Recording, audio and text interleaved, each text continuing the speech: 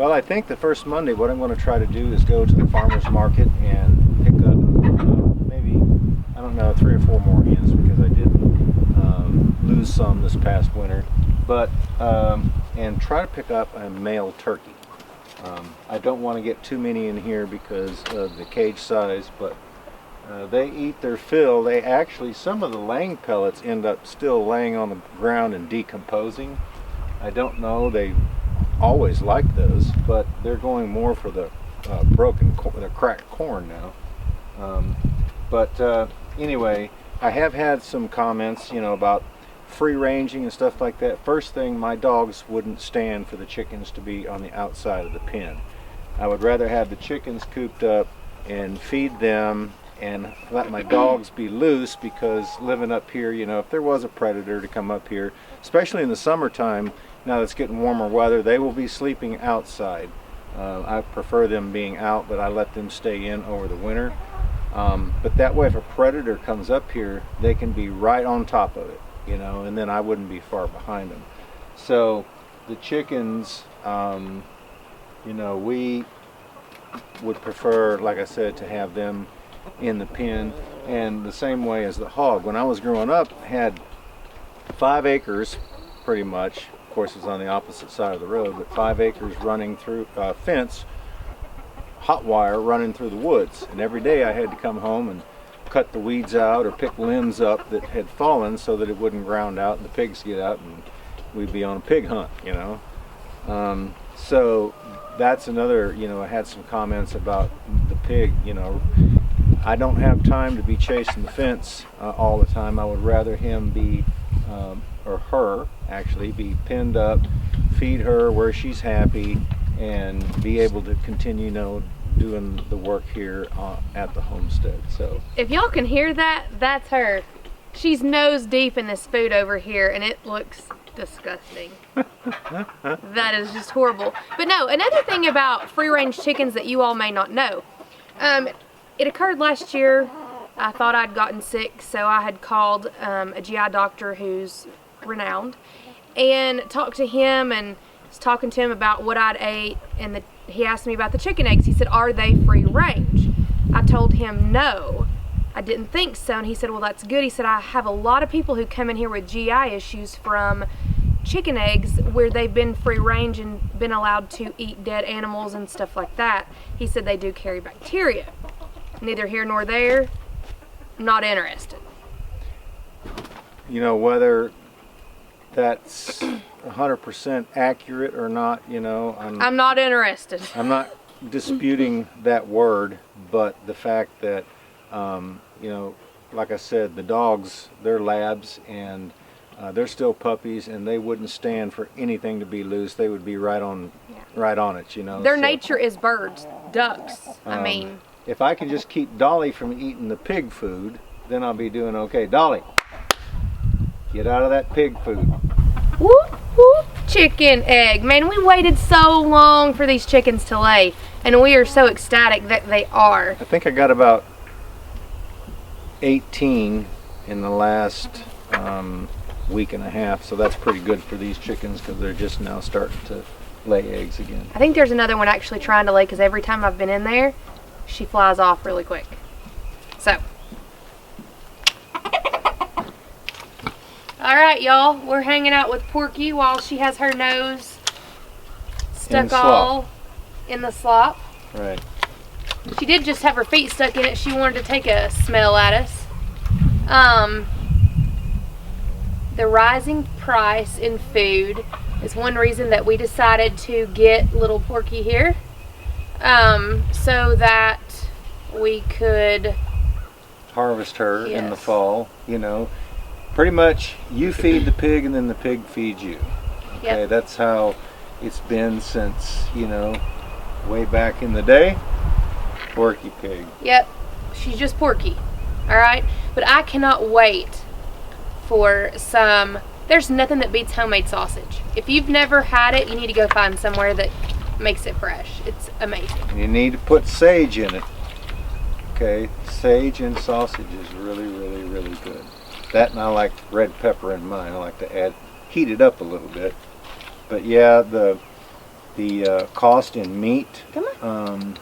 Her husband was telling me that, or Stephen, you know Stephen, that they were going to go up another 12%. They went up 12% last year, so that's a total of 20-something% in the last 2 years, or in the last year. And I've even heard about, you know, surcharges being put on some different things, but you know, it's tough. That's what people have to do, or businesses have to do. So, you know, the chickens and the pig, you know, they are for, you know, food consumption here on the homestead, so that we can not be affected so much by, you know, the craziness that's going on in, well, actually the whole world right now. So we're going to start out with the one pig. Between Jennifer, myself, and my sister, we're going to see what that offers us, and then we'll go from there. You know, if we need 2 pigs and I need to increase the size of the pen, then I will.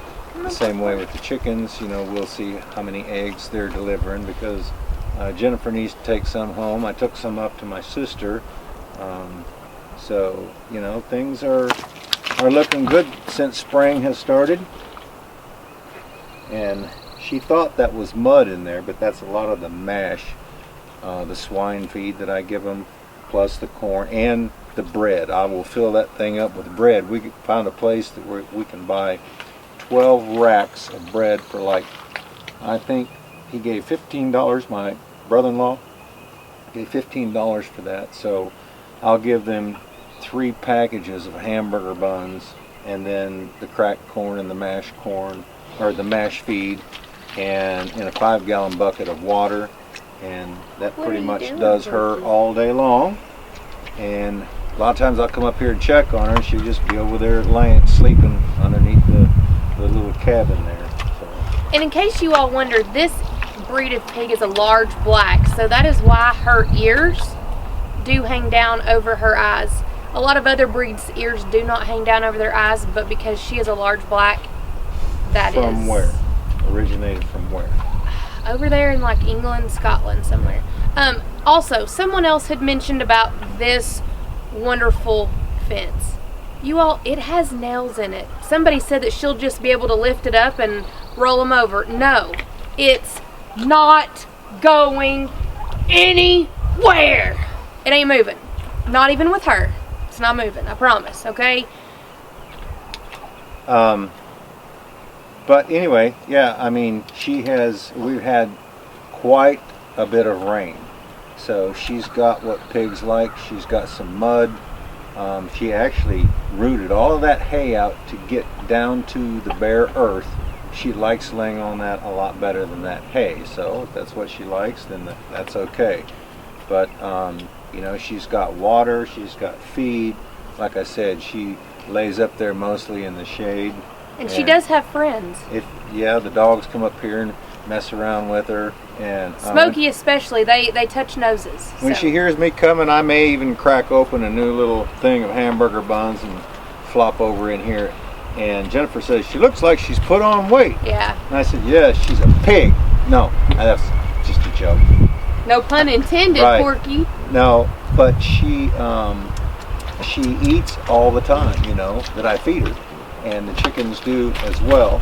So I think that so far everything is doing really well. Smokey milk!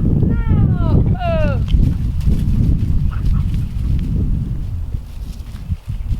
Look how nice and clean. Old Dad did a good job. I'm thankful I ain't been around. Good job, Dad.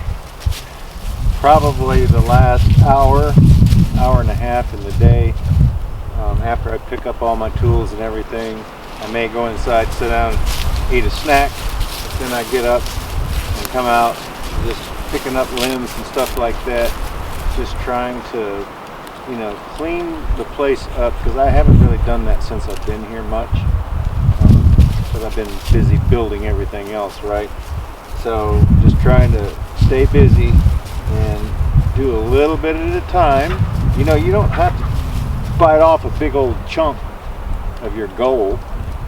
You can just do a little bit at a time, and I'm hoping by the end of the year, if I continue to do that, you know, I'm trying to do it really steady so that I make a habit out of it, right? What does it take, 21 days? To make a habit? Yeah. To make or break. Anyway, what I'm going to try to do is to do that, and hopefully by the end of the year, I'll have pretty much the perimeter around the cabin where I do most of the filming and stuff like that cleaned up, so that will look a whole lot better. But yeah, and honestly, it's quite a bit of work or to do something like this right here, because this has taken me, I think, a total of 4 evenings just to do this right here. I picked up the smaller things, and then I went through and I cut some of the saplings. There's still 1 or 2 because some of this is going to have to come out. I've still got 2 pine trees here that are going to have to come down that were originally here, but we didn't get to it, and we had enough lumber at the time. But they're leaning, so I don't want them to fall in the kitchen or anything like that. So Jennifer will have to come back up and climb up there on the ladder, hook a big cable up there so that I can pull it down to the tractor and put some tension on it. Then she can come up here and whack it down with the chainsaw while I'm pulling on it with the tractor, and then we'll get it to go in the direction that we need it to go. I won't use the winch on the UTV, y'all, don't worry. Listen, I literally had to beg Dad to let me do that. It wasn't like we wanted to use the winch for every tree or anything else. We literally pulled it up by hand to where I could pull it out. Yeah, it didn't hurt anything because the tree wasn't heavy at all. But I just wanted to do it because I wanted to do it. And you know, that was amazing. I thought it would be like a cable, but it's not. It's actually a rope. So it says it's 3,500 pounds. That has to be some pretty stout rope. I don't think it would actually pull that much, but you know, who knows. Anyway, I do have to get some sort of a cone for logs if I'm going to be pulling, because I wouldn't want to wrap that around it and then drag it, because it would end up cutting that rope. Either that, or I don't know if you know what a set of dogs are. I used to have some, I don't anymore. I don't know what happened to them, but you can actually drive, it's like a railroad spike. You can drive it in a log and then hook a chain to it or something like that and just take off dragging the log. So if I can ever find me a set of those, and maybe I can talk my neighbor into making me some more, that would be really nice to have. So Smokey is really interested in this egg. He's licking it. Hey. He's just licking it. No, you can't do that. You can't. You know, one time we had a dog sucking eggs. That's what my grandfather called it. It was a beagle, but it was a large beagle. And I'll never forget this because this is when I was a kid. But he ended up, his eggs were missing. You know, he would go out and get the eggs every morning. No, don't do that. So he just happened one morning to see this dog sneaking out with an egg in its mouth. And so then he kept an eye on the dog, and the dog was sneaking over in there and stealing the eggs out of the chicken house, because we didn't have a fence around it or anything. So anyway, he got the idea that he was going to break this dog from sucking eggs. And this is what he did. He had an inner tube, you know, that goes in a tire, and he cut that out. He poked him a little hole in the middle of it, and he run a hot wire from the electric fence that we had hooked up for the hogs. I talk about running that fence line. He ran it through a garden hose, buried the garden hose in the driveway, and stuck the end of it up inside the egg, sitting there up on top of this piece of rubber, right? And then he wet the ground on the outside. And anyway, so that dog, and then he stood back and we were watching, and that dog spotted that egg, and he went to slinking up there, you know. He thought he was something, and he got up there close, and he reached over there to grab that egg, and when he did, his paw was standing in that wet spot. That electric fence hit him, and he took off. He was only about this high off the ground, but I'll tell you what, purposely, my grandfather could lay an egg right there, and anytime that dog was walking by that egg, he would walk at least 6 or 8 feet around that egg. He wouldn't go near it. But that's a true story. My grandfather did that when I was a kid. And they know that I got this chicken egg. Smokey, though, hasn't tried to bite it. He literally just licks on it. Don't you, Bubba? Are you a good boy? Yes, he is. Yes, he's a good boy. Well, whoop, To jeez. answer a few comments. Had a lot of people comment about the ATV that we got. It came from a place called Rural King. I don't know if you have any where you're at, but it's kind of like a farmer's or a outdoorsman's average working man's mall. Okay, they have everything from A to Z in there, and pretty good prices. And you know that money talks, right? So when we made the decision to buy that UTV, money was a factor, so we couldn't get anything really expensive. But that particular one is called the RK, since it's sold through Rural King, Performance 750 or something like that. It's made by Hisun, Hisun. But so far haven't had any issues out of it, other than one little strap on the door broke. The reason that I didn't take those doors off is I don't want the dogs just, it's more inviting for them to climb up in the cab, and then they would be walking on the seat and stuff like that. So I left the doors on there, basically. Anyway. Somebody had said take them off. I'm a chicken. I think for whatever reason, if my feet could see the edge of fall, I might think I'd fall out. Let's see. Also had some comments about The telephono. Yeah, the telephone. Had a lot of comments about that, and I was glad to be able. Like I said, I had one of the old style that hung on the wall. It had the turn crank, had the mic, that you adjusted, and I don't know whatever happened to that thing. I was actually in the process of redoing it because I was going to take the guts out of one of those 500 sets and put in there, but I never did get around to it, and then it ended up, I don't know, it got thrown away by mistake or something. But anyway, yeah, I had a lot of good comments, a lot of different people that had been an operator for the phone company, or a lineman, or a cable splicer, or cable repairman, installer, switchman. I mean, all different kinds of titles, and I carried a whole lot of those in my time there. But yeah, it's interesting to see just how far we've come in 30 years. When I was in high school, they only had the cell phones that hooked in your vehicle. You remember what I'm talking about? I had a bag phone, basically. Yeah. It was made by Motorola. And they would reach out, I think, about 25 miles to a tower. They were a lot better than the phones we have today, but see, the phones we have today, the towers are spaced about 10 miles apart, so that when you're running 5 miles away from this tower, you're going away from it, this next one starts picking you up, and that's how they transfer the signal from one to the next. But it's kind of interesting just to see, and I can remember Jennifer when she first got like a flip phone. She would have to. You remember how you used to have to use the Yes. the little pad, and if you wanted to like make an M, you might have to hit it 3 times where it had the letters spelled out on the number, and she would have to go through there and find her letter, and then I'd have to hit that number. If it was a C, I'd have to hit like 2-3 times, and then go find the E, or whatever. That was texting.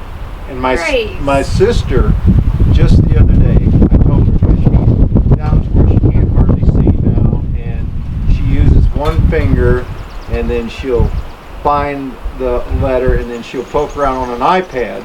It's got big numbers, little pads on it. And so I showed her the other day. I said, if you want to text somebody, I said, you just tap in here, and I said, on the bottom right-hand corner, since it's an iPad, there's a little microphone there. I don't know where it is on an Android. A little microphone. You can press the microphone, and you just start talking, and it will type in there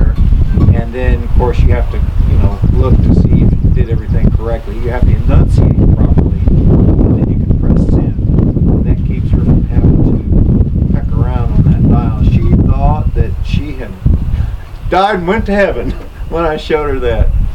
So anyway, but yeah, it's interesting. We came from hardwired sets on party lines in the actually 70s, 80s, and 90s, and even way back before that, but I'm talking about my career, to what we are today with iPhones that basically Siri, that you can talk to, and they will do all kinds of things. So, it's interesting how far we've come in such a little bit of time. But yeah, that is another comment that we got a lot on. Oh yeah, another comment we had was about the containers that I had purchased. If you all have watched this channel any length of time, you'll know that I have a couple of metal containers because years ago I had one that was actually had a hole chewed in it by a coon, but it didn't have any. But my purpose is to take those black containers and use those as storage bins. So I wanted to be able to dump at least 100 pounds or so, have that kind of set aside, and then the metal cans will be on the outside, because I really don't have any bears lingering around up here, especially with the dogs and a lot of the things that I'm constantly out here and about and busy. And honestly, if you're in the woods and a bear hears you, you'll never see the bear, okay, because he's heading in the opposite direction. But anyway, yeah, the metal containers, I do have to get a couple of those because they're a lot more durable to be outside. Here's another, one more comment before we go here. It says, I had mentioned something, I guess, about age or whatever, and this guy says, written in by Steve, and he says, I agree wholeheartedly with you. I'm 70 and supposed to be retired, but I'm out and about every day that I can find work. The wife is constantly at me to stop. You're supposed to be retired with your deteriorating spine, 2 knees you just had replaced, and COPD. You shouldn't be doing anything. But to me, that means that I have died. I enjoy building houses and barns, woodworking, electrical, and plumbing. I don't want to be sitting on my tail. Good work and great show. Haven't missed one yet. I firmly agree that staying busy is the key to longevity. Like the fountain of youth. You heard that? I believe it's hard work. I believe that's the fountain of youth, because I have been in the medical field enough to know that people much younger than I am, by even as much as 2 decades, who basically lost their vision and their dream, basically started deteriorating and had to constantly be under medical supervision of some sort, and were developing serious issues. If you don't use it, you lose it. So just staying active, staying busy, helps you to retain, your range of motion, the strength that your muscles need in your bones. Every time you just get up and start walking, your bones are stressed and they kind of break, crack, and repair. And that's how the bone density and how it remains strong, by putting stress and pressure on it. And the muscles too, I don't know if you've ever thought about it, but if a person breaks their arm, they put it up in a sling or something like that, or they used to anyway back in the day, and it may be 2, 3, 4 weeks before they actually take it out of that sling while it's healing. But when they get it out, that arm's, it's like rubber, because they haven't used, and they call that, when a muscle starts to deteriorate, they call it atrophy. And it will begin to lose its muscle memory, and it will begin to lose its tone and its strength as well, if it's not used. So, my father-in-law was just in the hospital for a week. He had to have some of his toes amputated due to his diabetes and Berger's disease, which is basically peripheral vascular disease. So he lost 2 of his toes, but just a week in the hospital and in the hospital bed, he had already lost so much muscle mass, and it was hard for him to even, sit up and stuff, because he hadn't done it for a week, Crazy how quick some of that stuff happens. happens and sets in. So Anyway, guys, we're going to go ahead and end the video here. We don't want to get it too long, but we enjoyed talking to you guys behind the scenes and everything. The wind's picking up, and I've got a lot of work to do. But Jennifer, my son, he'll be here soon, so we'll be looking for those videos. And we'll be doing a lot of work. I don't know yet what we've got planned to do, but we're going to do something. But anyway, and my son, we appreciate you guys stopping by, hanging out with us up here at the cabin while we're trying to improve the homestead. We hope each and every one of you have a great day. You guys take care. We look forward to seeing you back up here at the Outpost again next time. Woo!